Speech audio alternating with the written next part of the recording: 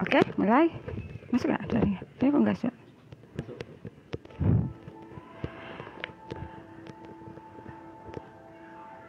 Masuk.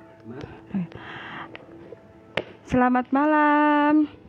Assalamualaikum warahmatullahi wabarakatuh.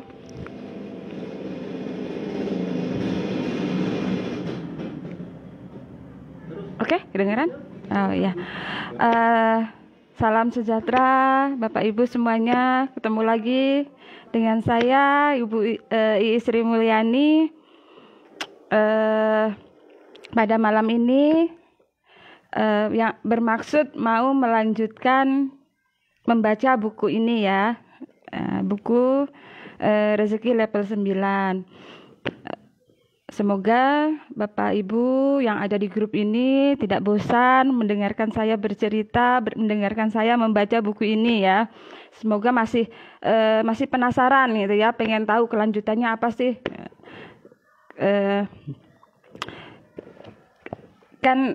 Minggu kemarin kita terhenti ya. Minggu ini akan kita bahas mengenai apa sih amalannya.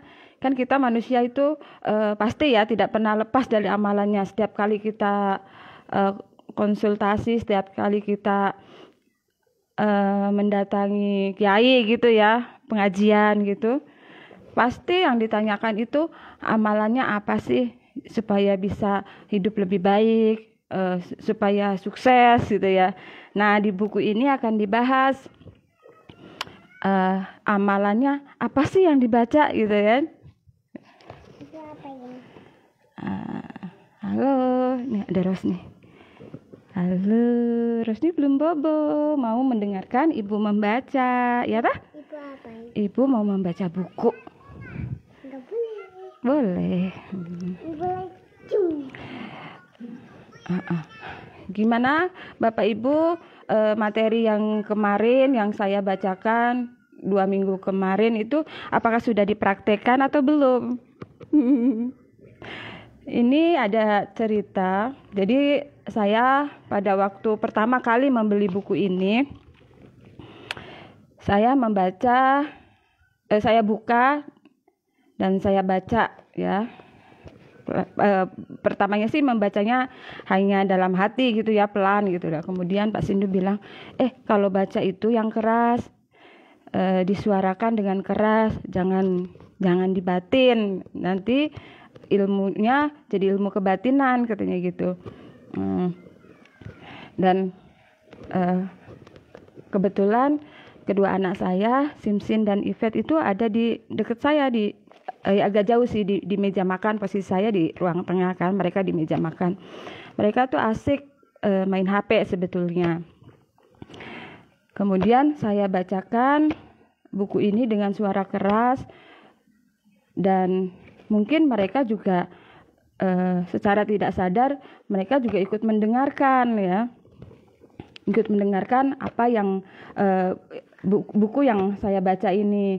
Kemudian setelah saya bacakan, ya saya sih pertamanya lihatnya sih mereka hanya asik main HP gitu ya. Ternyata mereka juga mendengarkan.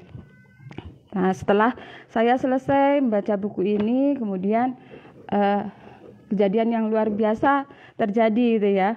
Anak saya dua-duanya, Ivet, jadi rajin sholat tahajud karena dia memang kan sukanya tidurnya malam.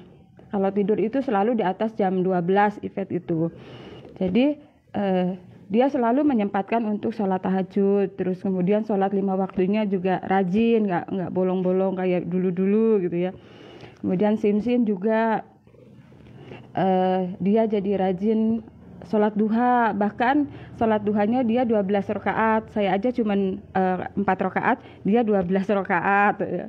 Kemudian rajin puasa juga, bahkan tanpa kita suruh, tanpa kita minta gitu, anak-anak itu melakukan dengan sendirinya. Mereka berniat sholat tahajud, sholat duha, sholat 5 waktu, bahkan puasa itu tanpa kita paksa, tanpa kita suruh, mereka dengan sendirinya. Saya pikir apa karena mendengarkan saya membaca buku ini atau bagaimana kok mereka ada perubahan gitu ya. Dan alhamdulillahnya tuh sampai sekarang mereka masih rajin sholat gitu. Ya alhamdulillah sih, saya sangat-sangat beruntung gitu ya membeli buku ini tuh. Dan saya menyesalnya karena saya belinya cuma 1. Biasanya kalau Pak Sindu itu ke toko buku, ada buku berapa di situ biasanya diborong. Nah kemarin tuh dilalah Pak Sindu nggak lihat buku yang saya beli ini, jadi saya ambil 1, sudah langsung dibayar. Ternyata buku ini bisa merubah anak-anak yang tadinya malas-malasan untuk sholat, untuk puasa, jadi sekarang jadi rajin sekali ya. Saya harap Bapak Ibu juga bisa menerapkan apa yang 2 minggu yang kemarin saya bacakan gitu ya, diterapkan di kehidupan sehari-hari. Lakukan sholat duha, sholat tahajud, perbanyak sedekah, kemudian perbanyak zikir, perbanyak istighfar, yang terutama ya yang diajarkan di buku ini kan yang keutamaannya adalah istighfar, memohon ampun kepada Allah supaya dengan kita meminta ampun, dengan diampuninya dosa-dosa kita, Allah akan cinta kepada kita. Maka ketika Allah sudah mencintai umatnya, mencintai kita, maka tanpa diminta, tanpa kita minta, tanpa kita memuji-muji gitu, Allah akan dengan sendirinya mencukupi apa yang kita butuhkan. Bahkan rezeki itu mengalir deras sekali, katanya seperti itu ya. Amin. Nah, mari kita lanjutkan.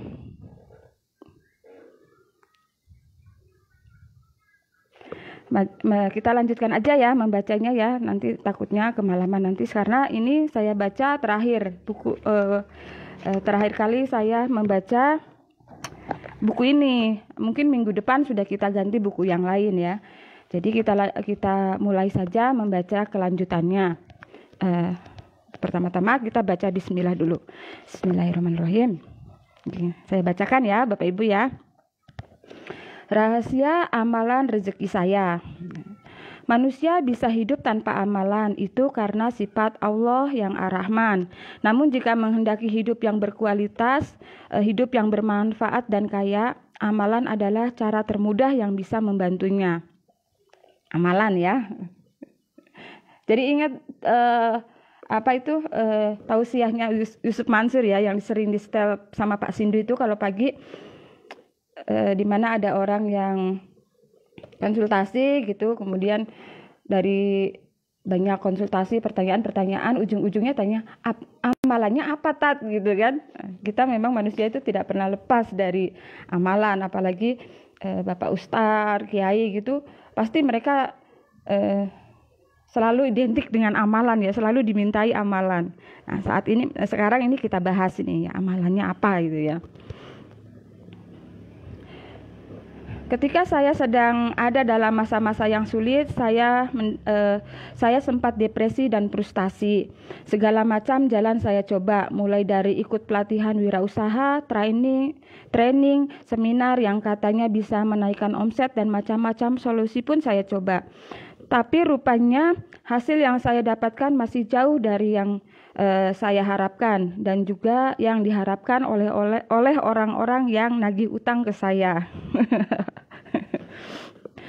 Soalnya saat itu saya sedang menanggung kerugian yang cukup besar dari salah satu bisnis saya di masa lalu. Yang saya yakini bisnis itu hancur berkeping-keping karena saya yang salah. Saya membangunnya dari uang hasil riba, alias pinjam ke bank konvensional, mungkin maksudnya bank yang bukan syariah itu ya. Sampai hari ini saya masih mengistighfari dosa saya itu. Karena dosa itulah yang telah menjerumuskan saya dan keluarga ke dalam lembah kesulitan yang luar biasa. Saking dendamnya saya dengan riba, saya sampai kemudian terdorong untuk memperdalam ekonomi syariah dan kemudian menjadi cikal bakal dari terbitnya buku kedua saya yang berjudul The Savior, lengkap dengan solusi dan seluk-beluknya. Di tengah keputusasaan, saya datang menemui guru saya, berharap dapat pencerahan, solusi, dan juga sedikit nasihat adem yang menghilangkan kegelisahan. Inilah letak kesalahan kedua saya, dan mungkin juga sebagian besar dari kita. Kita ini sering kali hanya menjadikan guru sebagai tempat untuk melempar sampah. Kalau sudah mentok, kalau sudah bermasalah, kalau sudah butuh solusi, baru kita ingat guru dan butuh dinasehati. Namun saat jaya, saat hebat, saat lapang rezeki, boro-boro ingat kepada guru. Lantas mengirimi beliau hadiah yang beliau mungkin sukai atau sedang beliau butuhkan. Ingat bahwa semua yang kita capai hari ini adalah wasilah dari ilmu beliau. Ingat pun mungkin tidak pernah ya kita sama guru itu seperti itu. Ya, kita diajarin SD itu ya, baca tulis, berhitung, pengurangan, penambahan. Kadang kita lupa ya sama guru. Bahkan nama guru SD saja kita kadang lupa ya. Oh ya Allah. Padahal guru SD itu guru TK, guru SD itu yang sangat berjasa ya, mengenalkan kita bagaimana caranya bisa membaca, menulis, berhitung. Tapi kadang kita lupa ya, bahkan namanya aja kita lupa.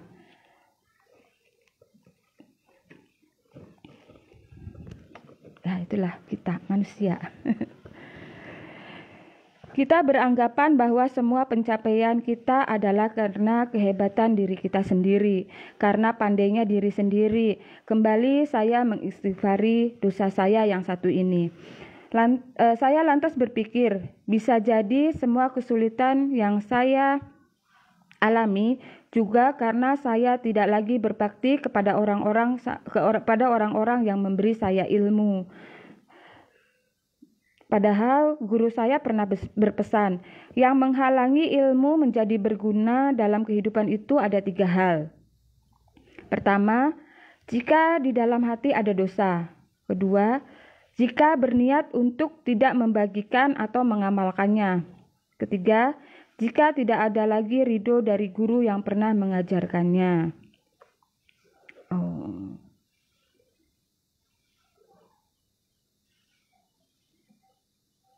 Jika berniat untuk tidak membagikan atau mengamalkannya. Wah, itu salah satu penghalang ilmu kita menjadi tidak berguna dalam kehidupan kita.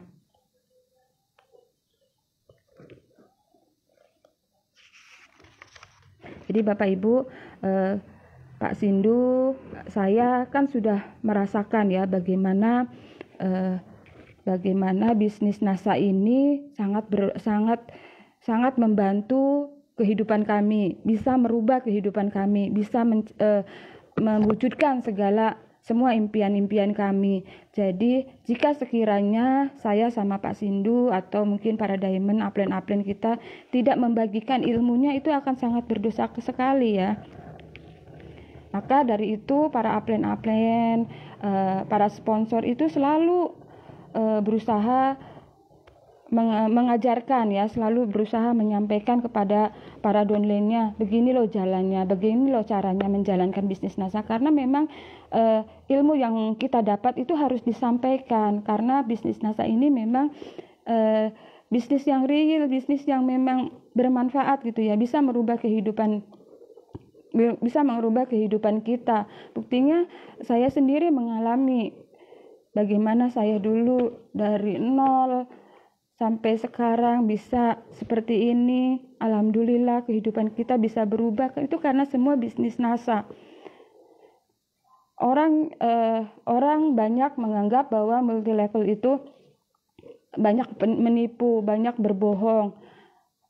Itu tidak semuanya ya, dan kebetulan bisnis yang kita ikuti, bisnis yang kita jalani, bisnis NASA ini memang betul-betul real, betul-betul bisa membantu banyak orang. Jadi salah jika kita tidak menyampaikan bisnis ini kepada orang. Siapa tahu memang orang itu membutuhkan, kan, seperti itu.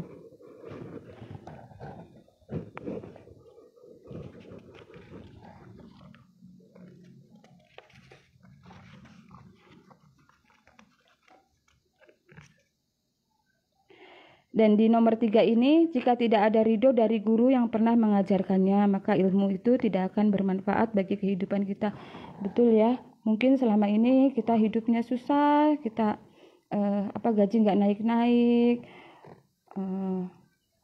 anak sakit-sakitan, kemudian istri juga marah-marah di rumah karena uang belanjanya kurang gitu ya. Mungkin karena kita tidak mendapat ridho dari guru. Mungkin guru-guru kita yang dulu, guru-guru kita SD, SMP mungkin merasa dilupakan gitu ya. Astagfirullahaladzim. Lanjut ya. Petua dari Sang Bijaksana. Saya datang kepada beliau guru saya dengan niat silaturahmi kala itu. Setelah ngobrol sana sini, seolah beliau tahu kegelisahan saya. Maka guru saya pun kemudian menitipkan sebuah nasihat agar saya jalankan. Dan beginilah nasihat beliau. Mintalah pada yang punya nama-nama baik itu. Insya Allah dikabulkan kalau benar dan sungguh-sungguh, kata sang guru.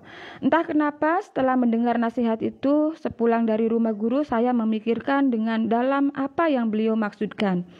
Dan setelah lama berpikir, saya teringat kepada hadis Nabi yang satu ini.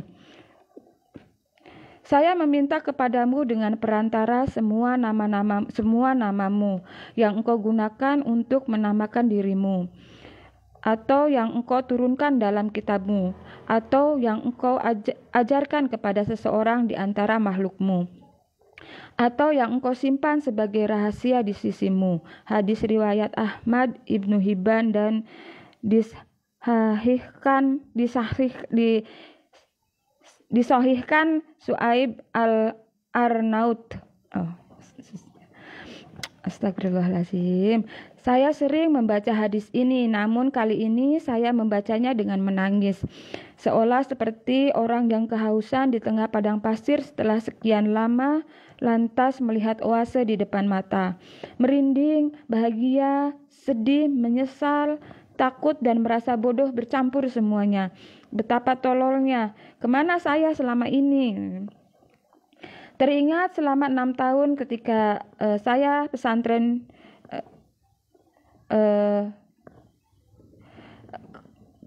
ketika di pesantren dulu saya melakukannya, saya membacanya. Dulu ketika saya masih mengabdi di pesantren Ustadz Yusuf Mansur, beliau mengajarkan kami semua para santri dan para asatidz atau dewan guru beserta seluruh karyawan untuk mendawamkan bacaan wirid Ya Fatahu Ya Rozak selepas sholat wajib. Jadi rupanya Mas Andre Radita ini salah satu dari muridnya Ustadz Yusuf Mansur ya.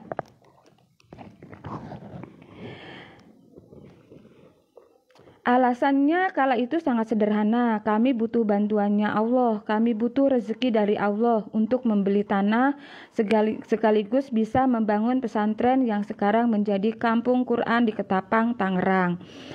Dan benarlah Bantuan pun datang silih berganti, mengalir terus mengalir hingga mimpi besar itu terwujud seperti yang saat ini bisa kawan-kawan saksikan.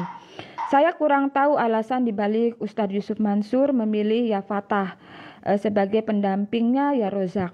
Namun dengan pola ini kemudian saya menyusun rumusan saya sendiri yang sekarang menjadi amalan harian saya. Seperti itu. Amalan rezeki level 9. Perkenalan saya dengan ilmu dan kekuatan rezeki level 9 pun jelas membuat saya begitu menyadari bahwa segala kesulitan saya adalah karena dosa dan kesalahan saya sendiri. Maka tetap berwasilahlah pada nama-nama Allah yang baik ini. Maka saya pun kemudian memilih Al-Ghafar yang maha memberi ampunan sebagai pendamping dari Ar-Rozak yang maha memberi rezeki. Maka jadilah wirid yang saya amalkan menjadi Ya Ghafar Ya Rozak. Nah, jadi amalannya ini Bapak Ibu, amalannya yaitu Ya Ghafar Ya Rozak. Jadi memohon ampunan dan memohon memberi rezeki ya. Yang maha memberi ampunan dan yang maha pemberi rezeki. Ya Ghafar Ya Rozak. Ini nama-nama ini ya, Asmaul Husna itu ya. Ngomong-ngomong, tahukah Anda kenapa zikir yang saya amalkan itu berpasangan? Ini juga bukan sembarangan loh, ada rahasianya. Dan sebagai bonus untuk Anda, karena sudah membeli buku ini, maka saya akan bocorkan rahasia besar untuk Anda semua. Tapi ingat, ini tetaplah rahasia. Bocoran dari para malaikat. Malaikat adalah makhluk yang paling dekat dengan Allah, taat dan tanpa komplain. Keimanannya stabil dan pastilah berilmu. Dan saya mendapatkan ilmu rahasia ini dari para malaikat. Bukan sok kenal, tapi memang begitulah rahasianya. Ini buktinya. Mereka, malaikat menjawab, Maha suci Engkau, tidak ada yang kami ketahui selain dari apa yang telah Engkau ajarkan kepada kami. Sesungguhnya Engkaulah yang maha mengetahui lagi maha bijaksana. Quran Surat Al-Baqarah, Surat 32.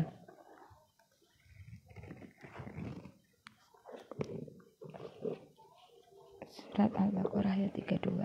Oke. Para malaikat itu berkata, apakah kamu merasa heran tentang ketetapan Allah? Itu adalah rahmat Allah dan keberkahannya dicurahkan atas kamu, hai Ahlul Bait. Sesungguhnya Allah maha terpuji lagi maha pemurah. Sesungguhnya Allah maha terpuji dan maha pemurah. Jadi mesti ada dua ya, maha terpuji dan maha pemurah. Bahkan malaikat pun mengucapkannya dua ini ya, dua nama ya, maha terpuji dan maha pemurah. Nah kan, malaikat saja kalau menyebut nama Allah selalu memasangkan nama-namanya. Ini membuktikan itulah cara yang lebih baik. Kemudian bocoran dari para penghuni surga.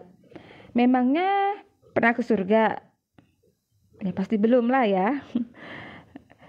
Tapi saya dapat juga nih bocorannya. Sesungguhnya kami dahulu menyembahnya. Sesungguhnya dialah yang melimpahkan kebaikan lagi maha penyayang. Berpasangan ya. 2. Dialah yang melimpahkan kebaikan lagi maha penyayang. Dialah yang melimpahkan kebaikan lagi maha penyayang. Jadi 2. Lihat bagaimana cara penghuni surga nantinya memuji Allah, yaitu dengan memasangkan nama-namanya. Kemudian bocoran dari para nabi. Para nabi doanya selalu dikabulkan oleh Allah, dan ternyata rahasia mereka juga sama. Para nabi selalu berdoa dengan memasangkan Asmaul Husna. Perhatikan ini. Nabi Nuh, Ghafurur Rohim, 2 ya, Ghafurur dan Rohim. Nabi Soleh, Qoribun Mujib. Nabi Ibrahim, Ghafurur Rahim, kemudian Tawwabur Rahim, kemudian Samiul Alim, Azizul Hakim. Amalannya Nabi Ibrahim. Amalannya Nabi Lut, Azizul Hakim. Nabi Yakub, Alimu Hakim dan Ghafurur Rahim. Kemudian Nabi Yusuf, Ghafurur Rahim, Alimul Hakim, Wahidul Qadar. Nabi Su'aib, Rahimul Wadud. Nabi Musa, Ganiyun Hamid. Nabi Sulaiman, Rahmanir Rahim, Ganiyun Karim. Nabi Isa, Azizul Hakim. Nabi Muhammad, Ganiyun Halim. Nah, itu amalan-amalan para nabi. Mereka selalu memasang-masangkan nama-nama Allah, memasang-masangkan Asmaul Husna ini ya. Catatan di atas saya ambil dari doa para nabi yang tercatat di dalam Al-Quran. Uniknya, hampir semua doa para nabi ini dikunci dengan memasangkan Asmaul Husna. Tapi sekarang kenapa doanya para nabi begitu powerful? Yaitu dengan memasangkan Asmaul Husna ini. Ngomong-ngomong, sadarkah Anda bahwa dari semua nabi yang saya tulis di atas, bahwa Nabi Ibrahim adalah nabi yang paling banyak tercatat memasangkan nama Allah dalam Al-Quran. Pantas saja doa Nabi Ibrahim sampai hari ini masih bisa kita temui hasilnya. Dan inilah sebagian doanya Nabi Ibrahim yang hari ini kita saksikan jadi kenyataan. Ya Tuhanku, jadikanlah negeri ini Mekah, negeri yang aman, dan jauhkanlah aku beserta anak cucuku daripada penyembah berhala-berhala. Al-Quran Surat Ibrahim ayat 35. Ya Tuhan kami, sesungguhnya aku telah menempatkan sebagian keturunanku di lembah yang tidak mempunyai tanam-tanaman, di dekat rumah Engkau, Baitullah yang dihormati. Ya Tuhan kami, yang demikian itu agar mereka mendirikan salat. Maka jadikanlah hati sebagian manusia cenderung kepada mereka dan beri rezekilah mereka dari buah-buahan. Mudah-mudahan mereka bersyukur. Kemudian, ya Tuhanku, jadikanlah aku dan anak cucuku orang-orang yang tetap mendirikan sholat. Ya Tuhan kami, perkenankanlah doaku.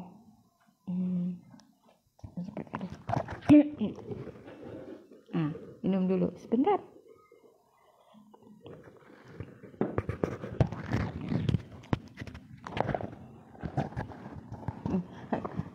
Gelap rasanya. Dan lihat saja betapa makmurnya Jazirah Arab saat ini. Minyak di mana-mana, gas alam dan berbagai kekayaan alam di sana melimpah ruah. Melimpah ruah luar biasa dan makmur juga negara dan masyarakatnya. Padahal jika dilihat pakai akal logika ya, nggak mungkin rasanya tanah yang tandus berpasir itu menjadi deretan negara-negara yang terkaya di dunia.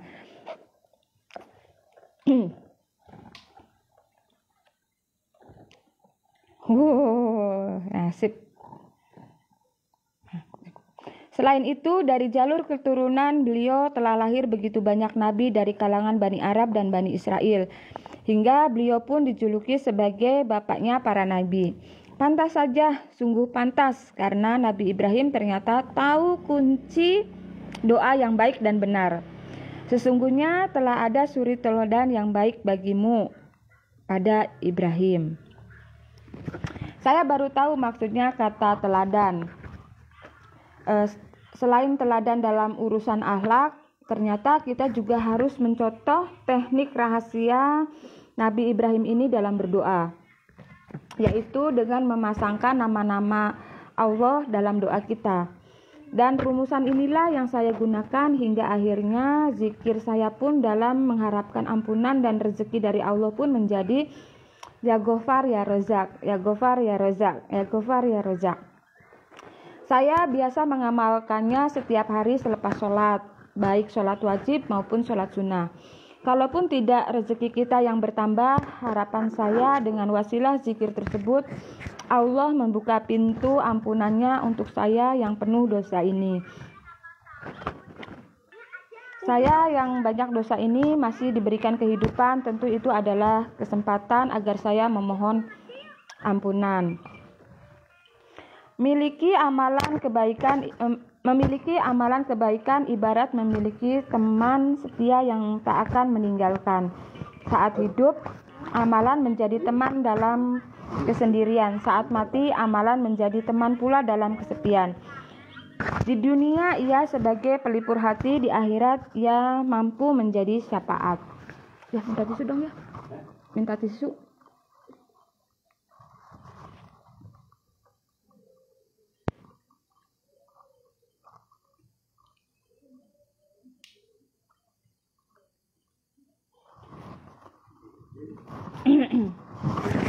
Oh iya. Nah, bab selanjutnya udah tahu ya, amalannya itu memasangkan nama-nama Asmaul Husna. Bersihkan aja. Itu dinyalakan kurang-kurang lagi. Dinyalakan dulu. Break sebentar. Yuk. Nggak nyaman. Ini taruh sini. Taruh sini dulu. Yuk. Kasih sama air dulu ya. Ini di bawah. Ih, kurang banget ya.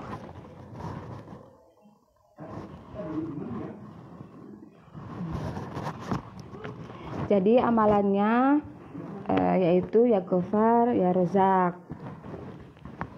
memohon ampunan, yang memberi ampunan dan kelimpahan rezeki.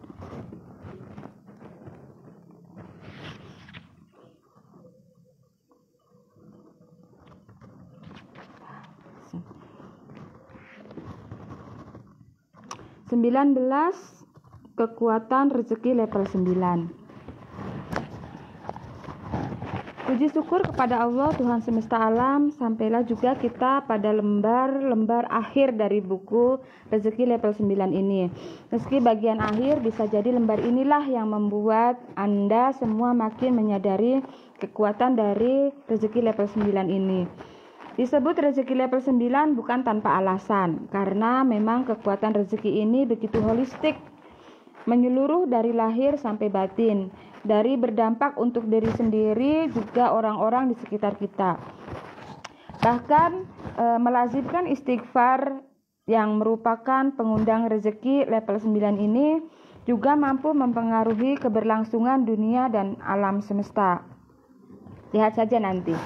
Dan sengaja semua kekuatan dari sisi lain rezeki level 9 ini saya kumpulin di bagian belakang buku ini, karena saya tak ingin Anda bosan.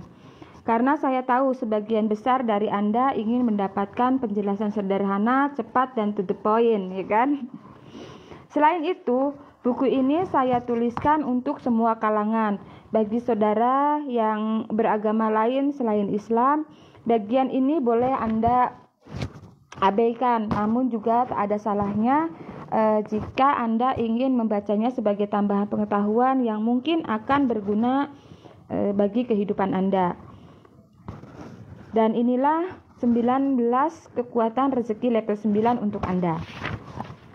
Yang pertama, ini kekuatan rezeki level 9 ya. Yang pertama, dicintai Allah. Sungguh yang membuat saya begitu mencintai rezeki level 9 adalah karena rezeki ini sungguh begitu istimewa. Tidak hanya pelakunya akan mendapatkan limpahan rezeki yang mengalir begitu deras luar biasa, tapi juga rezeki level 9 ini mampu mendatangkan cintanya Allah Azza wa Jalla untuk kita. Allah berfirman, sesungguhnya Allah mencintai orang-orang yang bertobat dan mencintai orang-orang yang menyucikan diri. Rasulullah Shallallahu Alaihi Wasallam bersabda, orang yang bertobat adalah kekasihnya Allah. Orang yang bertobat atas dosanya bagaikan orang yang tidak berdosa. Coba cari perbandingannya. Apa dan Apa dan mana di dunia ini yang lebih dahsyat dari cinta yang maha kuasa? Kalau sudah cintanya Allah kita dapat, tentu ridhonya juga akan segera kita dapatkan. Jika sudah demikian, usaha kita, bisnis kita, urusan kita, kehidupan kita, pastilah insya Allah semuanya akan dilancarkan, dimudahkan dan bebas hambatan. Ketika cinta Allah telah ditunjukkan untuk kita, maka dunia ini akan ditundukkan di bawah kakimu. Cintanya akan menghalangi datangnya kesulitan bagimu, karena Allah tak rela hamba yang dicintainya hidup dengan berbagai kesulitan. Cintanya akan mendekatkan kemudahan bagi kehidupanmu, karena Allah ridho akan hidupnya orang-orang yang tidak bermaksiat kepadanya. Dan istighfarlah yang mampu mengundang cintanya Allah untuk kita. Masih ragu mengamalkan rezeki level 9? Berarti Anda bersiap kehilangan cinta yang paling besar di alam semesta ini. Kedua, membuat Allah gembira. Kalau bisa membahagiakan orang tua kita saja sudah membuat kita senang, bukan kepalang, ya. Bayangkan jika kita menjadi penyebab bagi gembiranya Tuhan semesta alam. Dan untuk melakukan itu, Anda tidak butuh banyak tingkah dan banyak gaya. Cukup mau merendahkan diri, membuang kesombongan, dan meminta ampun mengakui semua kesalahan. Maka itu sudah cukup untuk membahagiakan Allah. Tuhan yang telah memberikan kita semua begitu banyak kebahagiaan. Sebagaimana kata Rasulullah, sungguh Allah lebih gembira dengan tobat hambanya seperti kegembiraan salah seorang dari kalian yang menemukan untanya yang hilang di padang pasir. Lihat, simpel kan? Teringat salah satu tulisan guru saya yang pernah saya baca. Di salah satu coretan beliau yang berbunyinya kurang lebih seperti ini. Ternyata membahagiakanmu tidak sesulit membahagiakan makhlukmu. Saya ulangi ya. Ternyata membahagiakanmu tidak sesulit membahagiakan makhlukmu. Betul memang ya, terkadang untuk membahagiakan membahagiakan seseorang, manusia, kita mengeluarkan banyak harta, banyak waktu, tenaga, dan pengorbanan lainnya. Itu pun terkadang tidak cukup ya, tidak cukup membuat manusia yang kita ingin bahagiakan merasa senang dan terpuaskan. Tapi Allah tidaklah demikian. Dia memiliki segalanya. Bagi Allah, datangnya seorang hamba meminta ampun adalah sebuah bayaran yang pantas atas segala nikmat yang telah Allah ciptakan di alam semesta. Ayo saudaraku, kita bahagiakan Allah sekarang juga dengan beristighfar sebanyak-banyaknya. Astagfirullahaladzim.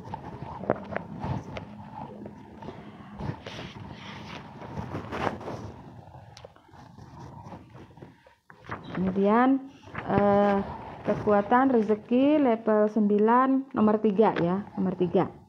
Dosa-dosa diampuni.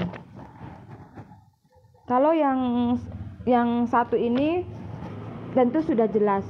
Tujuan dari istighfar yang juga sebab pengundang dari datangnya rezeki level 9 adalah agar dosa-dosa kita terampuni.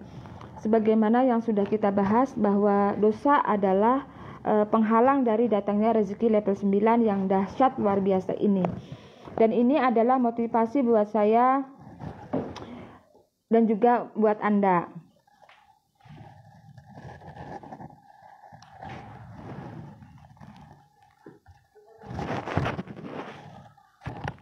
Kawan-kawan, saya menulis buku rezeki level 9 sekali lagi bukan karena saya merasa yang paling bersih, paling benar, dan paling suci.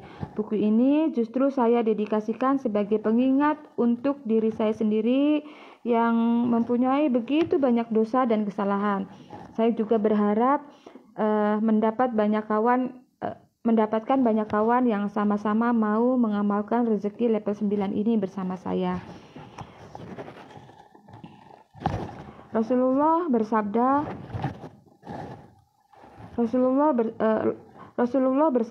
Allah berfirman, wahai hamba-hambaku, setiap kalian pasti berdosa kecuali yang aku jaga. Maka beristighfarlah kalian kepadaku, niscaya kalian aku ampuni. Dan barang siapa yang meyakini bahwa aku punya kemampuan untuk mengampuni dosa-dosanya, maka aku akan mengampuninya dan aku tidak peduli berapa banyak dosanya. Hadis riwayat Ibnu Majah dan Tirmizi.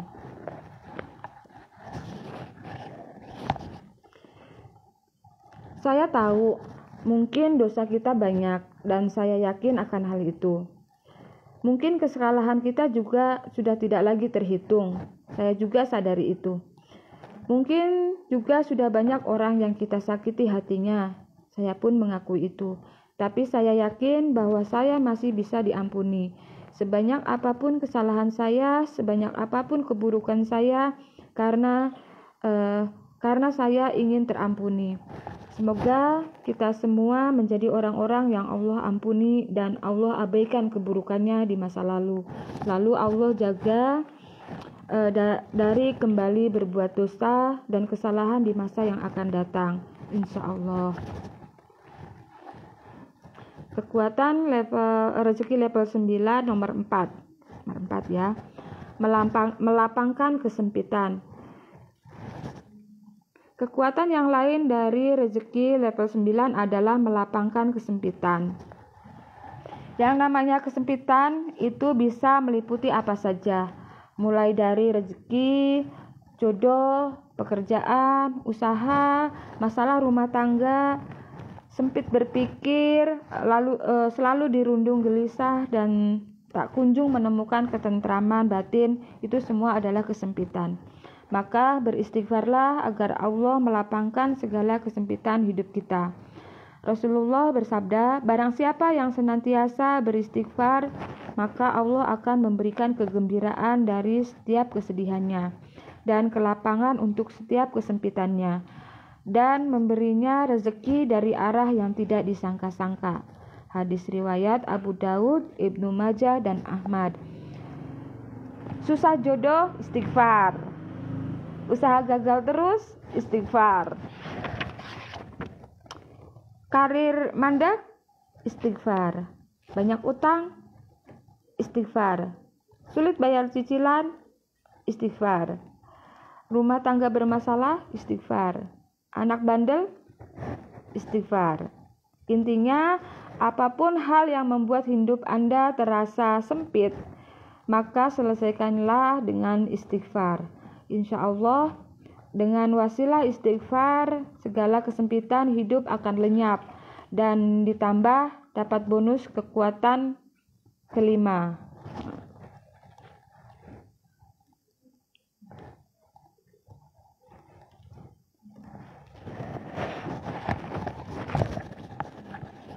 Banyak utang, istighfar ya.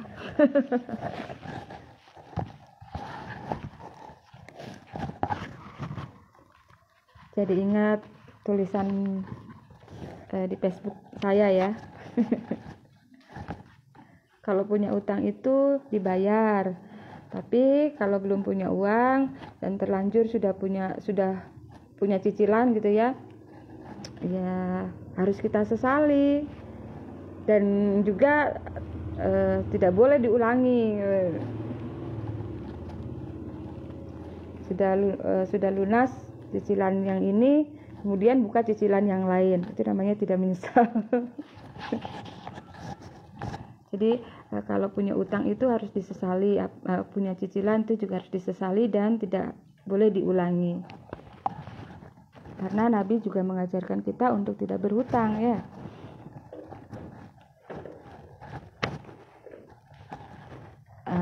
Kekuatan nomor 5, bertambah kesejahteraannya dan lancar rezekinya.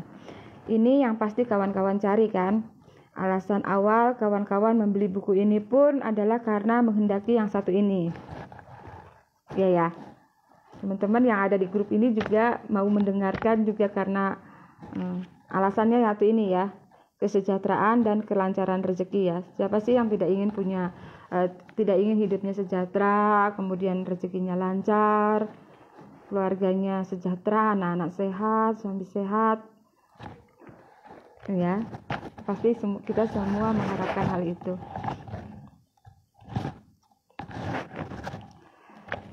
Rasulullah Shallallahu Alaihi Wasallam bersabda, sesungguhnya seorang hamba bisa bertahan rezekinya karena dosa yang dilakukannya. Sesungguhnya seorang hamba bisa bertahan rezekinya karena dosa yang dilakukannya. Hadis riwayat Ahmad, Ibnu Hibban, dan Ibnu Majah. Jelas bahwa istighfar yang sejatinya juga merupakan upaya untuk kita bisa terampuni dosanya adalah cara yang paling efektif untuk melancarkan rezeki dan meningkatkan kesejahteraan. Ini yang namanya kekuatan sudah untung dapat rezeki plus ekstranya bonus dosa diampuni. Itulah luar biasanya rezeki level 9 dibandingkan 8 level rezeki yang lainnya. Jadi kalau rezeki level 9 ini sudah untung, dapat rezeki plus dapat ekstra, yaitu dosa kita diampuni. Luar biasa ya. Kekuatan rezeki level 9 nomor 6. Meredam azab, bala, dan bencana. Siapa sih yang ingin terkena musibah? Siapa sih yang ingin kedatangan bala? Apalagi sampai menghadapi bencana. Tentu tidak ada manusia, bahkan hewan sekalipun yang menghendaki hal itu. Maka rezeki level 9 pun mampu menjadi solusi dari yang satu ini. Allah berfirman, dan Allah sekali-kali tidak akan mengazab mereka, sedang kamu berada di antara mereka, dan tidaklah pula Allah akan mengazab mereka, sedang mereka meminta ampun.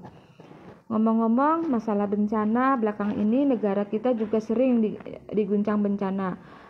Mumpung saya masih bisa mengajak Anda, saya sedang membangun gerakan nasional Indonesia beristighfar. Ayo kita sama-sama gaungkan, kita sama-sama upayakan. Setiap kota, setiap provinsi, dan kemudian dari Sabang sampai Merauke kita beristighfar, memohon ampun kepada Allah. Insya Allah negeri kita ini akan terbebas dari bala dan bencana. Kemudian kekuatan rezeki level 9 nomor 7, mengusir kesedihan. Mengusir kesedihan.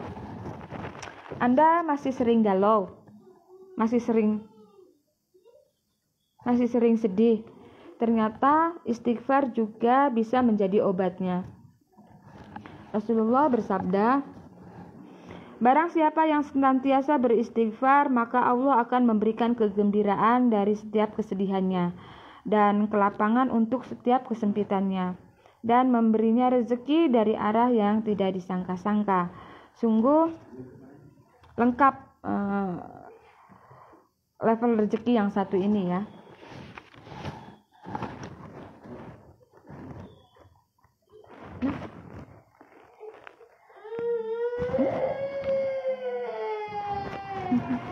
Terus dia nangis. Oh, kejeduk kepalanya. Sini. Sini.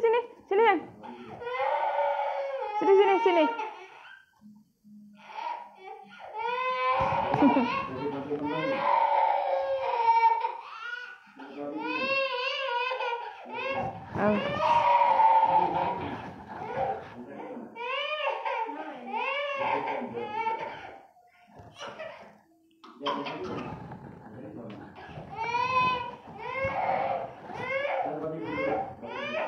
Kak, diajak ke sini Kak, sayang. Diajak sini aja. Sebentar ya, ibu-ibu break dulu sebentar. Adik Rosni sedang kejeduk. Sini nak. Lompat dia. Iya palingnya. Aduh. Itu ada siapa itu? Ada tante siapa tuh? Oh. Tuh ada tante Indah Supriyatin, ada tante Sri Utami. Kita ngirim banget kan? Iya, ada tante Nunung Dewiyanti. Tuh. Iya nih, dik dulu Bu. Nih, Rosni nangis kejeduk. Sedih. Rosni lompat-lompat. Oh iya lompat-lompat. Oh. Tadi udah ngambek. Udah apa? Sayang. Pintar ini. Udah nangis. Apa? Dan nahan tidak nangis. Tuh, Tante Erni tuh. Tante Erni pernah main sini loh. Pernah main rumah Rosni loh. Padahal itu masih kecil. Tuh, cup Rosni, cup. Jangan nangis. Oh. Lihat fotonya Clara lagi. Itu tadi lihat Clara. Iya. Oh. Fotonya Clara lagi. Lama ya nggak ketemu Clara ya? Hah? Belum lama. Oh belum lama. Rosni mau ketemu lagi?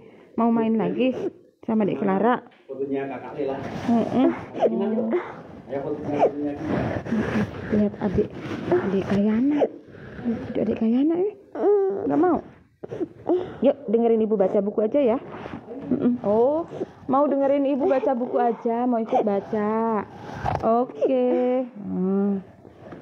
Oh tuh ada Bu Rahma tuh ada Bu Ani Rahayu tuh. Rosni ini kalau ikut seminar, kalau ibunya bicara di depan pasti bobok. Pasti dia bobok.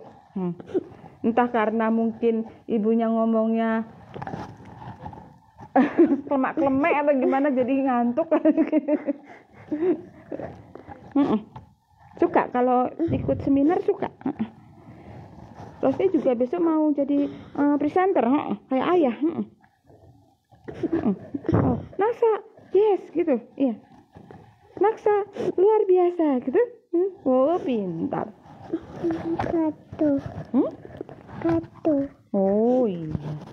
Pencet ya. Nah, sekarang Ibu mau baca nomor 8. Judulnya itu menjadi sebaik-baiknya orang yang bersalah.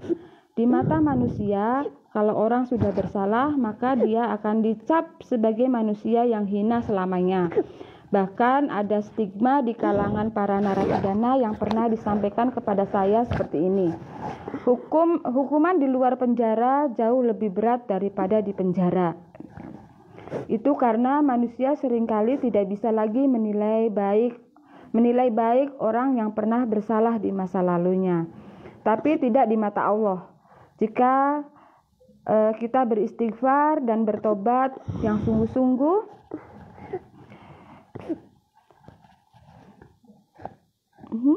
pasti ya diampuni Allah. Rasulullah bersabda, setiap anak Adam pernah bersalah dan sebaik-baiknya orang yang bersalah adalah yang segera bertobat. Hadis riwayat Tirmizi, Ibnu Majah dan Hakim.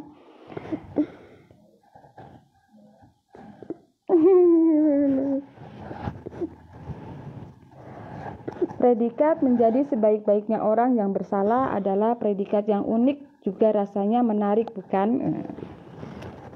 Kemudian nomor kekuatan rezeki level 9, nomor 9, membersihkan hati.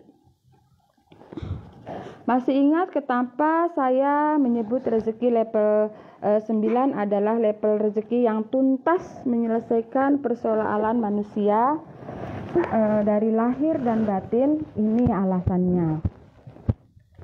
Rasulullah bersabda, apabila seorang mukmin melakukan suatu dosa, maka tercoretlah noda hitam di hatinya. Ketika ia bertobat, meninggalkannya dan beristighfar, maka bersihlah hatinya. Hadis riwayat Nasai, Ibnu Majah dan Ibnu Hibban dan Tirmizi. Guru saya pernah berpesan, penyakit manusia itu hanya ada 2, penyakit lahir dan penyakit batin. Penyakit lahir bisa diobati dan dengan berbagai macam cara, mulai dari yang biaya murah hingga yang mahal nggak kira-kira. Tapi obat bagi penyakit hati hanya sedikit caranya. Dan salah satunya adalah dengan beristighfar, meminta ampun kepada Allah. Gimana istighfarnya? Astagfirullahaladzim. Rasmi sudah pintar. Sudah pintar istighfar.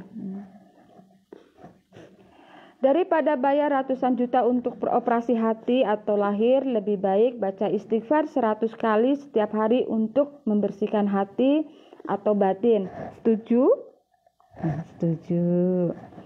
Nomor 10, mendapatkan balasan surga dan dijauhkan dari neraka. Mungkin terdengar klasik jika bicara masalah surga dan neraka.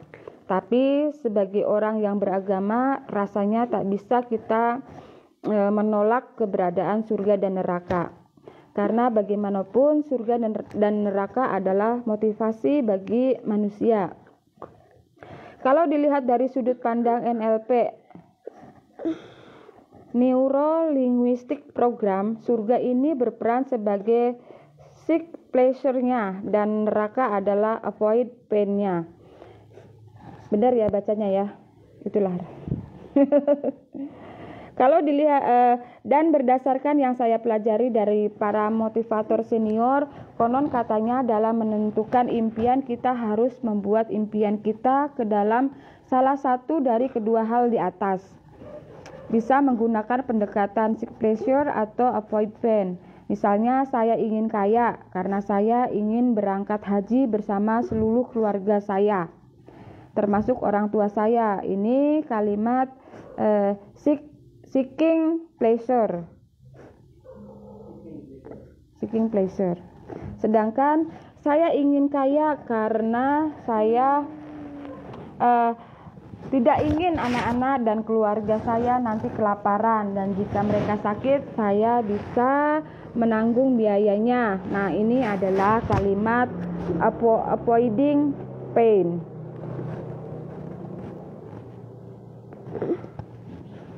Nanti Pak Sindu yang mengoreksi bahasa Inggrisnya benar atau enggak.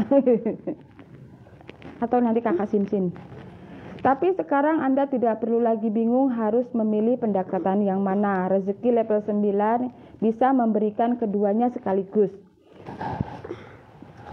Dan juga orang-orang yang apabila mengerjakan perbuatan keji atau menganiaya diri sendiri, mereka ingat akan Allah lalu memohon ampun terhadap dosa-dosa mereka, dan siapa lagi yang dapat mengampuni dosa selain Allah.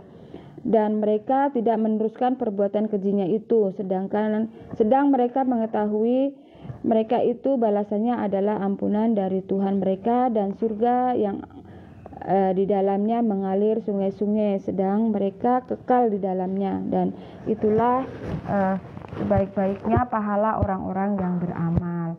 Nah, Ibu jadi susah bacanya. Lalu sama ayah dulu.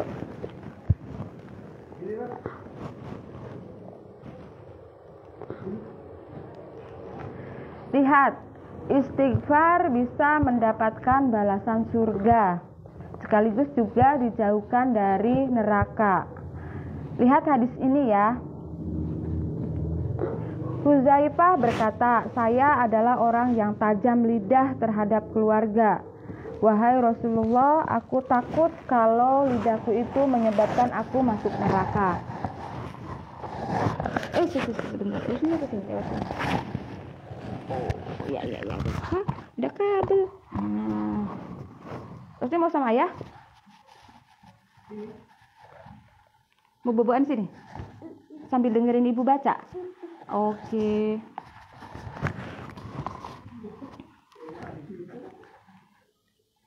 Saya ulangi ya. Huzaifah berkata, saya adalah orang yang tajam lidah terhadap keluargaku. Wahai Rasulullah, aku takut kalau lidahku itu menyebabkan aku masuk neraka. Kemudian Nabi Shallallahu Alaihi Wasallam bersabda, di mana posisimu terhadap istighfar? Sesungguhnya aku senantiasa beristighfar kepada Allah sebanyak 100 kali dalam sehari semalam. Hadis riwayat Nasai, Ibnu Majah, Al-Hakim dan disahihkannya. Perkataan Rasulullah tersebut jelas sekali mengisyaratkan bahwa istighfar mampu menyelamatkan seseorang dari azab api neraka. Lebih jauh, guru saya menambahkan di satu waktu, neraka dan surga itu juga punya wujud di dunia. Kesenangan, kebahagiaan, kekayaan, kesuksesan, lancarnya persoalan, kemudahan, itu semua adalah surganya dunia. Sementara kesulitan, masalah, musibah, ruwetnya persoalan, kendala, rintangan, sempitnya berpikir, itu semua adalah nerakanya dunia. Maka istighfar pun bisa menjadi kekuatan yang bisa menghindarkan kita dari nerakanya dunia dan mendekatkan pula kepada surganya dunia. Ini baru yang disebut double untung. Betul ya? Nomor 11, ditinggikan derajatnya. Ipat sini, dengerin ibu juga. Sini. Oh ya, ada Ipat juga. Ipat juga mau mendengarkan ibu membaca. Ipat sini, jangan nutupi Rosni. Sini. Ipat buat apa ini? Teh, Bu Cipi ya? Dingin. Udah katanya dingin. Terus mau teh buatin kakak Ipat. Teh manis. Coba dulu. Enggak panas. Enggak kok. Kita lanjut lagi. Maaf ya, Bapak Ibu banyak break. Soalnya anak-anak juga mau mendengarkan. Ipat ikut mendengarkan ya. Ditinggikan derajatnya. Siapa yang tak ingin membahagiakan orang tuanya? Setiap kali saya nge-tweet atau nge-status di Facebook yang berkaitan dengan orang tua, pasti ramai like dan komennya. Ini menunjukkan bahwa semua orang sangat ingin bisa membahagiakan orang tuanya. Namun sayangnya tidak semua sahabat kita punya kesempatan untuk itu, karena orang tuanya sudah meninggal dunia atau mungkin seperti itu ya, orang tuanya sudah meninggal dunia. Lalu apa yang bisa kita lakukan jika demikian? Sebentar, pengen batuk.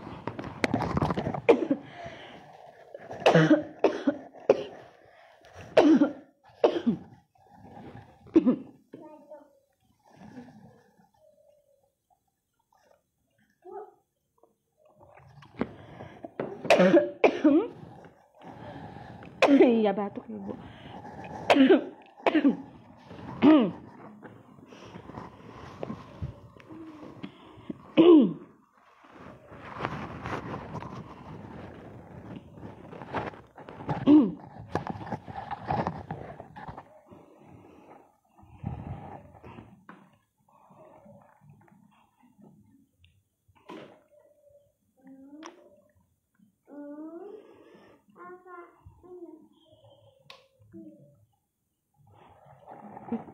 Terlalu terang.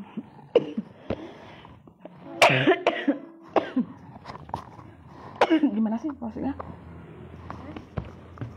Ntar dulu ya. Sebentar ya.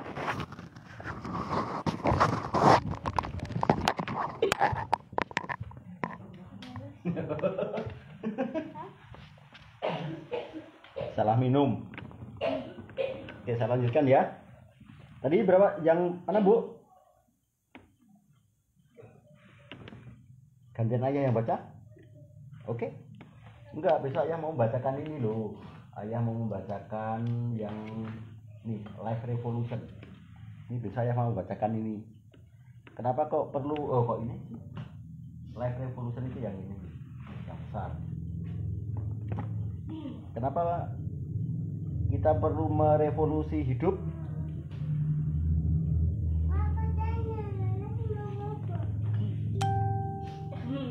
Oh ya, yang ke-11 ya Bu ya, ditinggikan derajatnya. Dah. Oh iya. Harus pakai ini lagi kah? Oh iya. Pokoknya readingnya keren hari ini. Banyak Ingat loh, istighfar ya. Nih loh, istighfar. Ini istighfar kan biasanya? Iya. Kok pas ya? Padahal itu belinya dulu banget itu. Biar orang yang ketemu aku itu langsung istighfar tuh. Iya, mesti loh baca toh istighfar. Astagfirullahaladzim.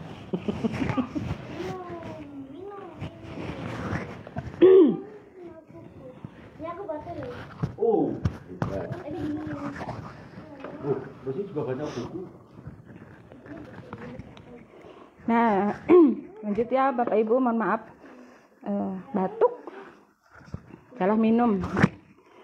Bagaimana supaya bisa membahagiakan orang tua tapi orang tuanya sudah meninggal gitu ya.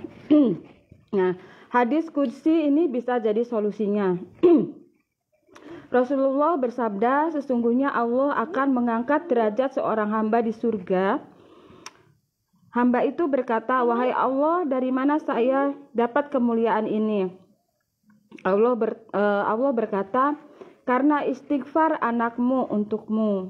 Oh, too fat. Sayang, terlalu silau. Jadi istighfar seorang anak itu bisa mengangkat derajat orang tuanya yang sudah meninggal. Istighfar seorang anak itu bisa meninggikan derajat orang tuanya walaupun sudah meninggal. Kita baca istighfar untuk kakek sama nenek. Buat kakek nenek, Pak D, terus Pak D Pacit, Tante Sur.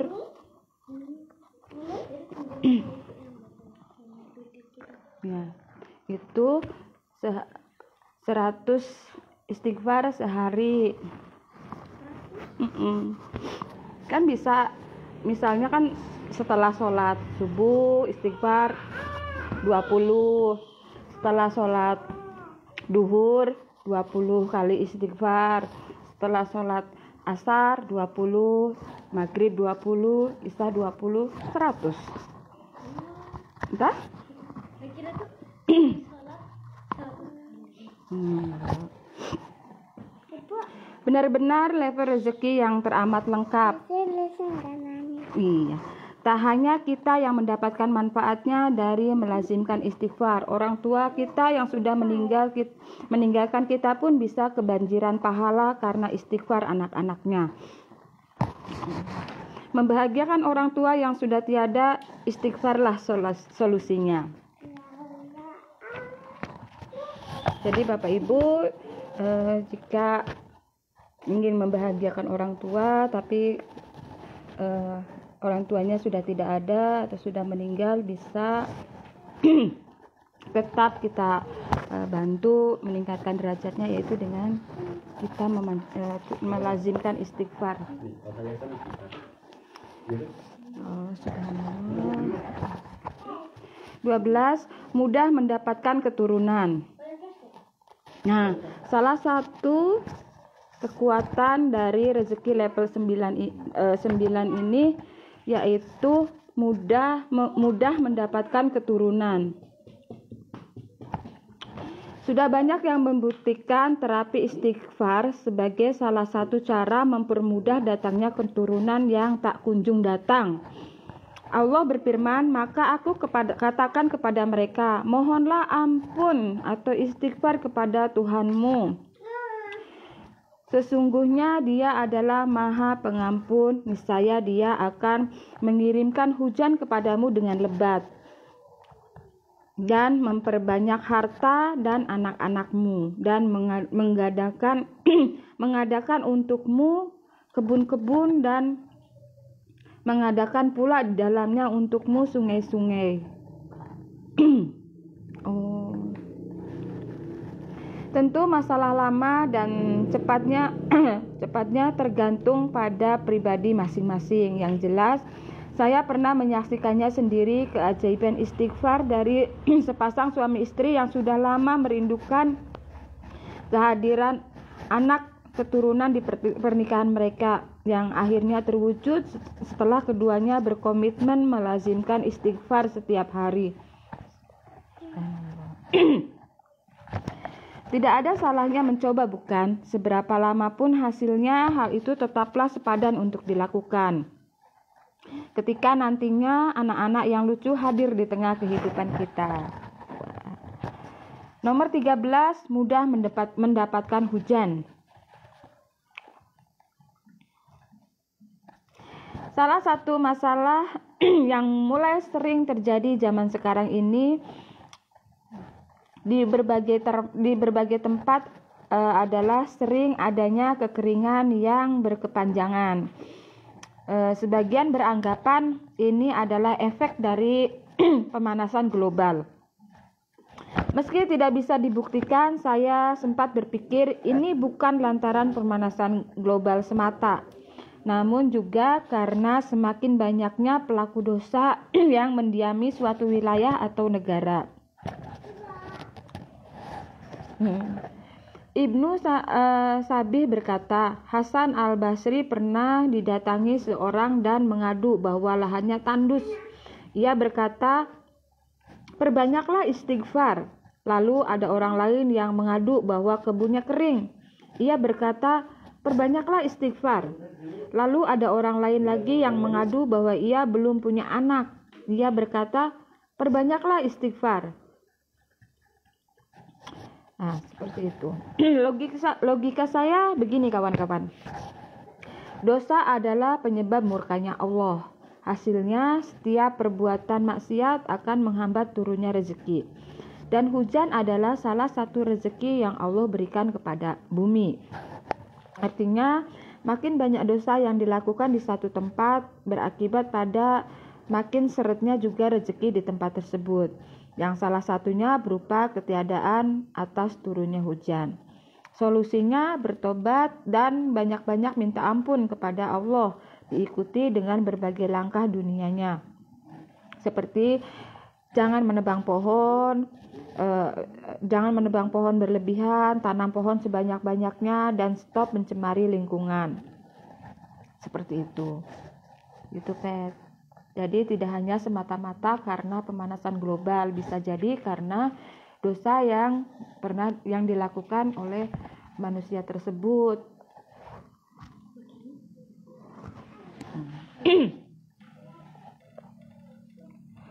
14. Memperbaiki karakter. Istighfar ternyata juga bisa membuat karakter seseorang menjadi lebih baik dan bijak. Seorang ulama berkata, tanda orang yang arif bijak itu ada 6. Pertama, apabila ia menyebut Allah, ia merasa bangga. Kedua, apabila menyebut dirinya, ia merasa hina. Ketiga, apabila memperhatikan ayat-ayat Allah, ia ambil pelajarannya. Kemudian keempat, apabila muncul keinginan untuk bermaksiat, ia segera mencegahnya. Kelima, apabila disebutkan ampunan Allah, ia merasa gembira. Keenam, dan apabila mengingat dosanya, ia segera beristighfar. Saya termasuk yang meyakininya bahwa orang yang rajin memohon ampunan kepada Allah pastilah akan dibaikan wataknya. Dan salah satu karakter terbaik adalah bijak, menempatkan segala sesuatu tepat sesuai porsinya, karena orang bijak selalu berhati-hati. Selain itu, ini juga adalah ciri dari seorang mukmin sejati.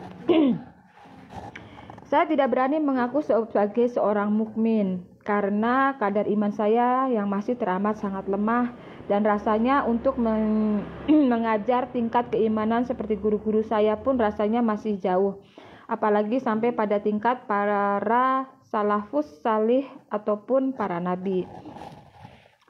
Namun hadis Rasulullah ini menghibur saya. Rasulullah bersabda, tidak seorang pun dari umatku yang apabila ia berbuat baik dan ia menyadari bahwa yang diperbuat adalah kebaikan, maka Allah akan membalasnya dengan kebaikan. Dan tidaklah ia melakukan sesuatu yang tercela dan ia sadar sepenuhnya bahwa perbuatannya itu salah, lalu ia memohon ampun atau istighfar kepada Allah, dan hatinya yakin bahwa tiada Tuhan yang bisa mengampuni kecuali Allah, maka dia adalah seorang mukmin. Hadis riwayat Ahmad. Menakjubkan, bukan? Bukan ya. Kita masih stay tune mendengarkan. Belum ngantuk? Oke. Nomor 15, keburukan diganti dengan kebaikan.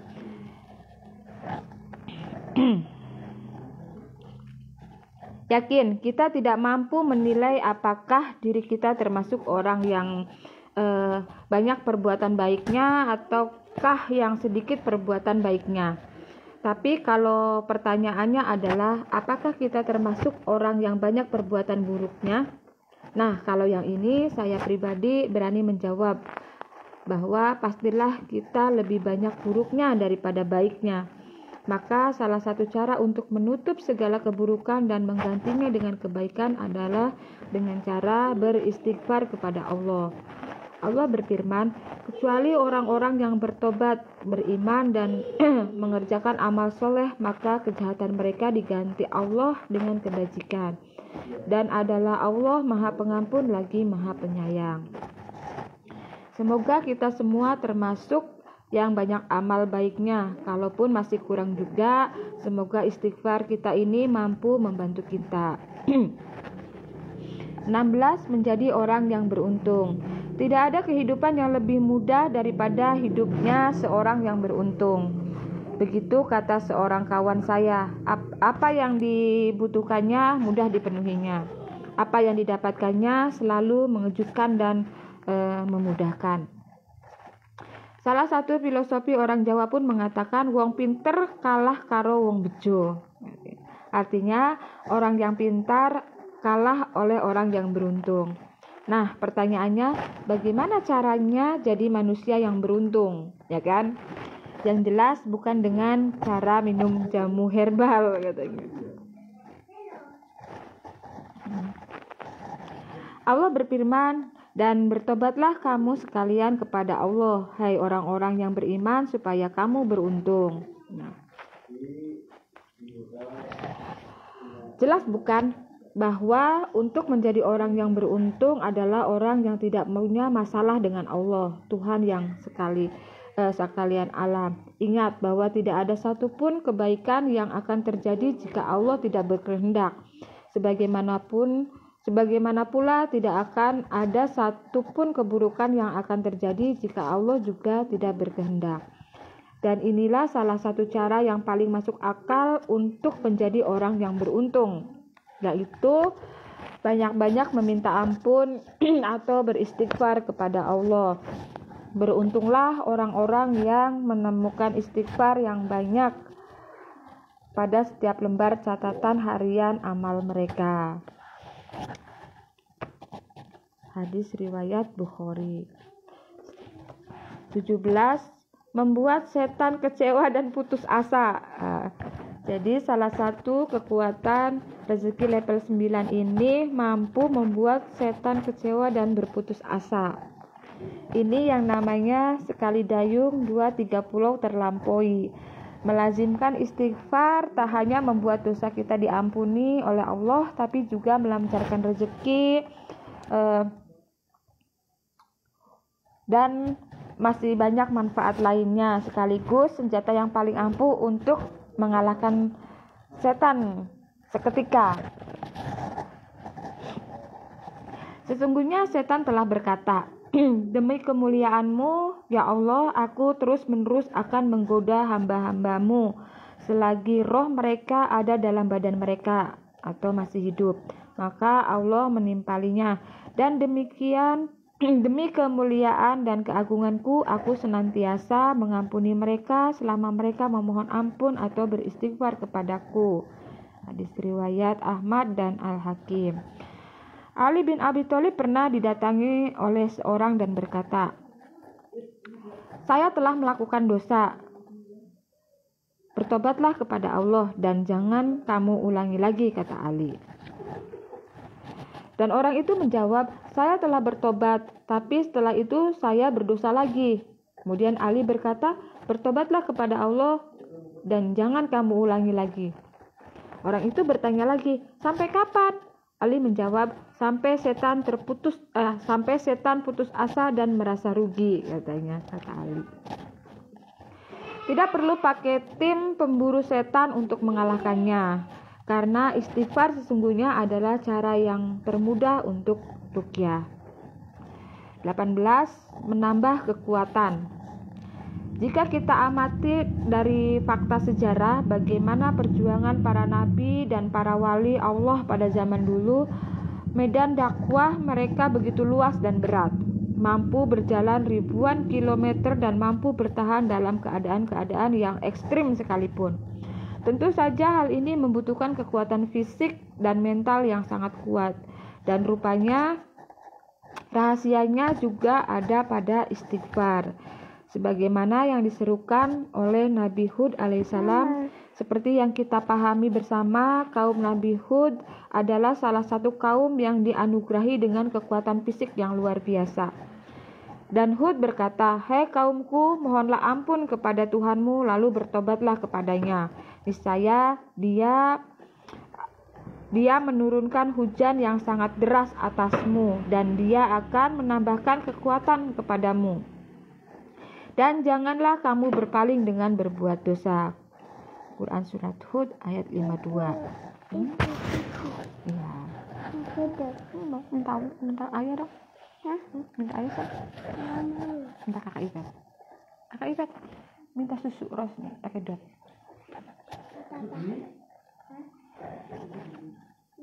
Untuk kawan-kawan yang sedang sakit dan tak kunjung sembuh, mudah lemah, capek, dan sejenisnya, bisa juga mencoba terapi istighfar ini sebagai sumber baru bagi datangnya kesembuhan dan kekuatan selain asupan makanan fisik yang dikonsumsi. Jadi untuk yang lagi sakit, mudah capek, selain minum lecitin, minum agarik, minum buangti, juga bisa dibarengi dengan istighfar supaya cepat sembuh. Begitu. Semoga wasilah istighfar juga mendatangkan kesehatan dan kekuatan untuk kita semua. Amin. Nomor yang terakhir, nomor 19, mengikuti sunnah Rasul. Dan yang ini juga tak kalah penting, mengundang hadirnya rezeki level 9 juga berarti mengikuti amalan Nabi Muhammad SAW.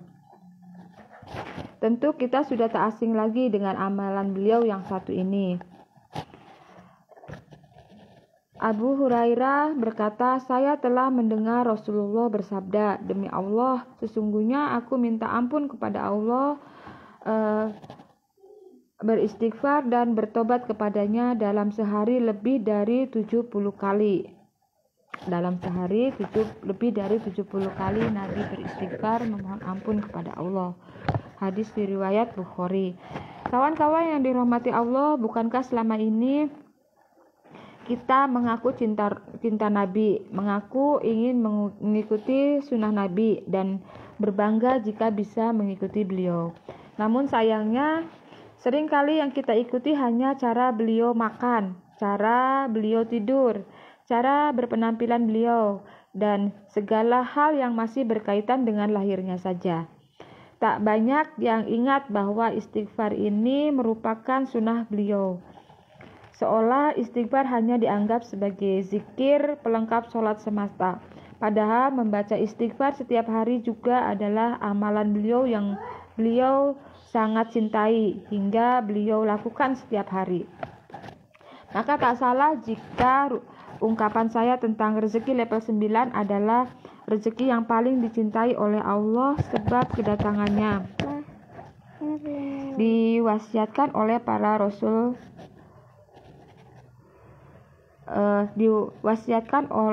rasul, amalannya, dan dampaknya tuntas lahir batin bagi pelakunya. Boleh.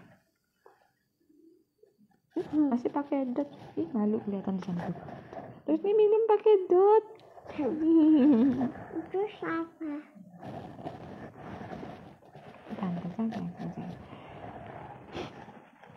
Di mana lagi amalan yang ketika Anda lakukan tak hanya rezeki yang Anda dapatkan, tapi juga cintanya Allah untuk kita, sunnahnya Nabi, sekaligus pula kita ikuti, dosa-dosa diampuni, kesempitan dihilangkan, urusan dilapangkan, dapat surga, terhindar dari neraka, hatinya digembirakan, meninggikan derajat orang tua, mudah mendapatkan keturunan, membentuk diri menuju manusia yang lebih baik dan bijak. Alam pun terpengaruh oleh istighfar, hasilnya hujan mudah turun dan bencana dijauhkan. Sekaligus kita bisa mengalahkan dan mengecewakan setan yang merupakan musuh paling nyata. Coba renungkan sekali lagi, mana lagi jenis rezeki yang paling pol dan yang paling mentok mulai dari sebab, alasan, amalan, dan hasilnya, kecuali rezeki level 9 ini. Dan masihkah kita tidak mau mengamalkannya dan tidak mau mengakui keberadaannya? Saya tidak ingin lagi mengesampingkannya. Semoga Anda setuju dan mau bersama dengan saya mengamalkannya. Yes. Tidaklah menjadi soal jika kita dinilai salah di mata manusia, asalkan Allah tidak menilai serupa. Yakini saja bahwa manusia yang baik di mata Allah akan pula dimuliakan di hadapan makhluknya, entah bagaimana caranya.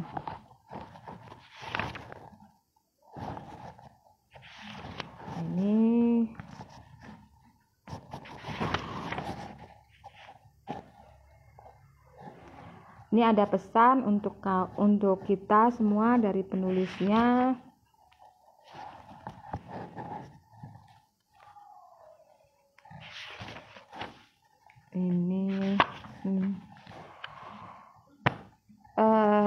Bapak Ibu semuanya, rupanya buku yang saya baca ini sudah selesai.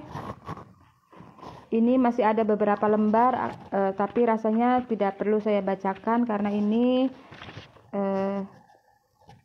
ditulis sang penulis ini menulis harapan untuk Indonesia ya, jadi rasanya tidak perlulah kita bacakan halaman yang ini. Kemudian juga ada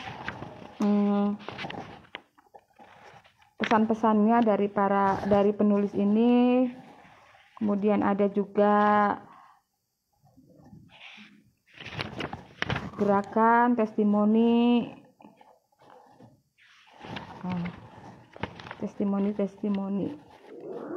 Jadi cukup sekian. Sudah selesai saya membacakan buku Rezeki Level 9 ini, sudah tuntas. Kalau bagian-bagian akhirnya rasanya tidak perlu kita bacakan. Cukup sampai di sini saja. Mungkin minggu depan akan saya bacakan buku yang lainnya. Semoga buku ini yang saya bacakan di sini bisa bermanfaat untuk Bapak Ibu semuanya. Kenapa sayang?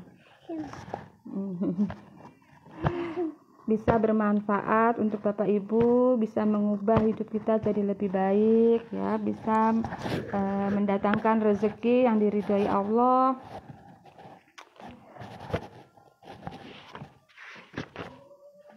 Rasanya sedih sudah selesai bacanya, pengen baca lagi ya. Ini bukunya tuh sangat menarik sekali, mudah dibaca, enak dibaca, simple.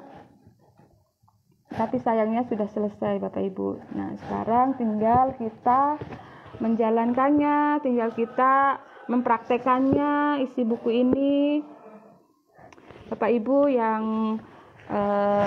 masih bingung misalnya ya dengan saya bacakan seperti ini, bingung, lebih enak kalau misalnya baca sendiri, bisa diulang-ulang. Nah Bapak Ibu bisa membeli buku ini di Gramedia atau di toko buku yang manapun ada ya, banyak ya. Judulnya Rezeki Level 9, karyanya Andre Raditya. Ini kemarin saya beli harganya sekitar 88.000 untuk wilayah Jawa. Mungkin kalau di luar Jawa sedikit berbeda ya. Nah, jadi Bapak Ibu yang masih bingung, penasaran, pengen baca ulang lagi, bisa beli buku ini, bisa dibeli. Rezeki level 9, bagus sekali. Ini bisa merubah anak-anak saya jadi lebih rajin sholat. Kakak Ifat ini mendengarkan sampai jam segini belum bobo, masih mendengarkan. Jadi Ifat jadi rajin sholat tahajud. Kakak Simsin karena dia memang kalau tidur itu lebih awal, jadi dia lebih sering melakukannya itu sholat duha. Kalau Ifat ini sukanya tidurnya malam, jadi dia lebih nyaman kalau melakukan sholat tahajud. Ya, Bet.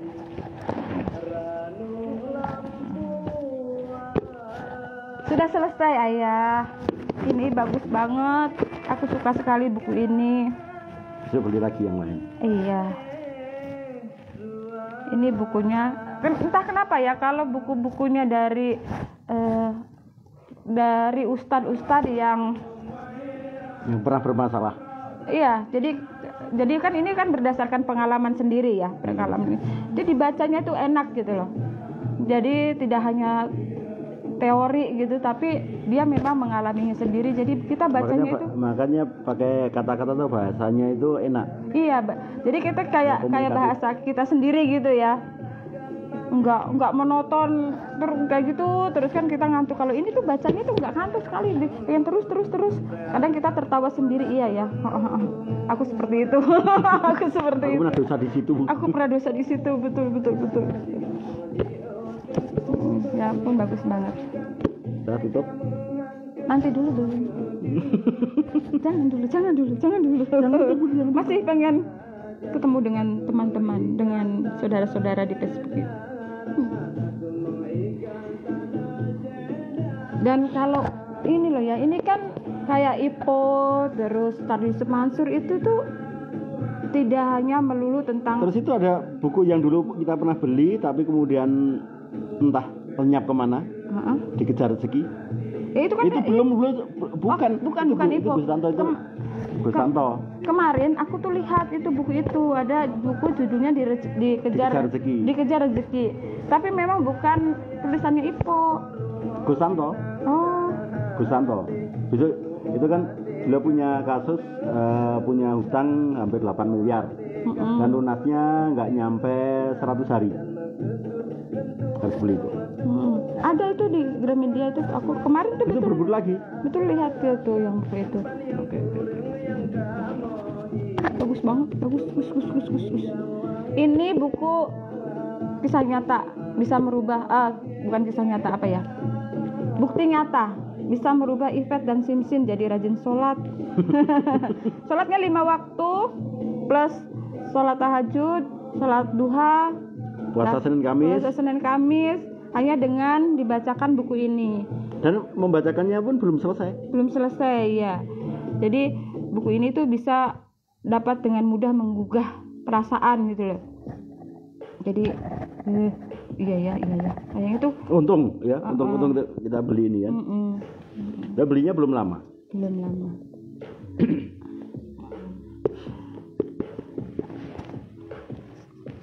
Bapak Ibu, daripada anaknya dibacakan dongeng tentang Princess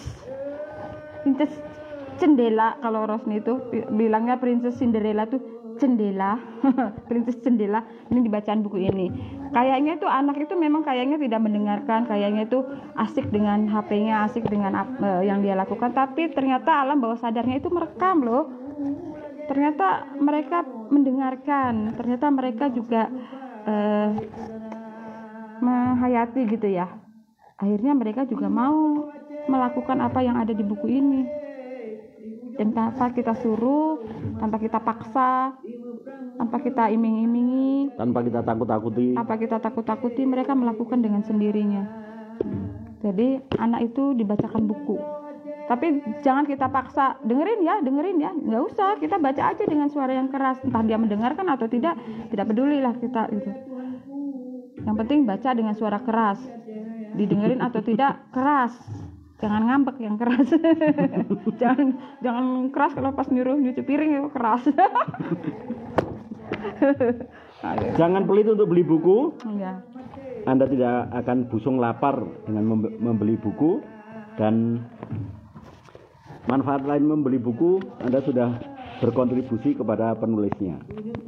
Maka saya keras sekali untuk menganjurkan Anda untuk beli buku. Beli buku lebih utama daripada kutu buku. Karena kalau kutu buku itu nanti ujung-ujungnya hanya pinjam kemudian menyakiti orang lain. Betul kan? Berapa buku hilang, berapa buku tercuri gara-gara kita jadi korban para kutu buku. Maka lebih baik menjadi tuku buku. Kadang kutu buku itu pinjam buku, fotokopi kan? Kan penulisnya kan tidak dapat apa-apa. Mungkin penulisnya sebagian bukunya didonasikan kan, seperti itu. Ini kan untuk donasi pencetakan Al-Qur'an, ya kan? Juga royaltinya sebagian untuk penghafal Al-Qur'an. Kita dapat manfaatnya, tetapi kita pun juga ikut sedekah dalam jumlah yang sangat luar biasa, dan kita pasti ikhlas kan? Oke, tutup. Oke, Bapak Ibu, ini sudah malam. Oh, belum malam. Enggak seperti biasanya, ini masih jam 10. Sekian dari saya. Minggu depan kita bertemu lagi. Minggu depan aku baca buku lagi atau apa? Entahlah, minggu depan apa ya, Pak C? Iya. Lihat aja nanti minggu depan. Yang jelas besok hari Senin yang mengisi di grup ini Kakak Simsin. Anak kami nomor 1, Simsin Sindura Adanuera. Anda harus nonton. Harus nonton. Kalau perlu dengan anak-anak Anda. Iya, jam 9 mungkin anaknya udah tidur ya. Atau putar ulang. Putar ulang boleh. Sekian Bapak Ibu, terima kasih atas waktunya, atas kuotanya, atas perhatiannya, atas komen-komennya yang luar biasa. Assalamualaikum warahmatullahi wabarakatuh. Selamat malam, selamat beristirahat, bye-bye.